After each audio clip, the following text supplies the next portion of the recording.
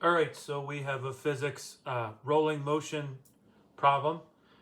Uh, a composite cylinder rolls without slipping down an incline of angle theta.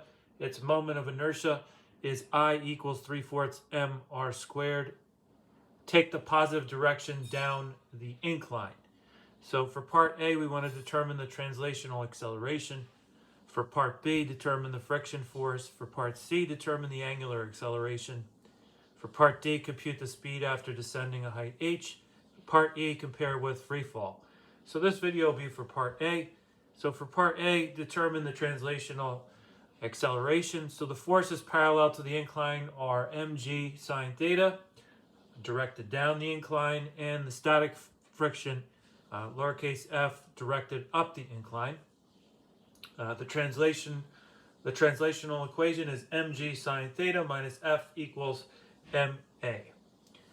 The only force producing a torque about the center of mass is friction. Fr equals I beta. And for rolling without slipping, A equals beta R. So isolating beta, beta equals A over R.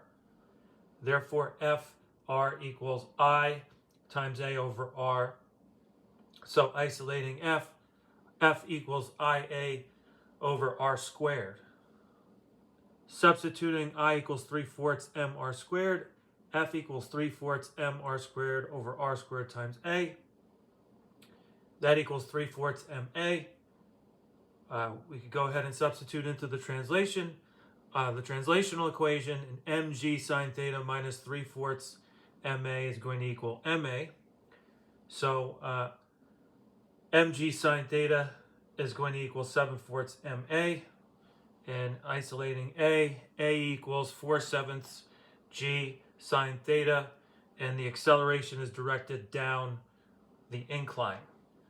All right, so that's all for part A. Thank you very much, and have a great day.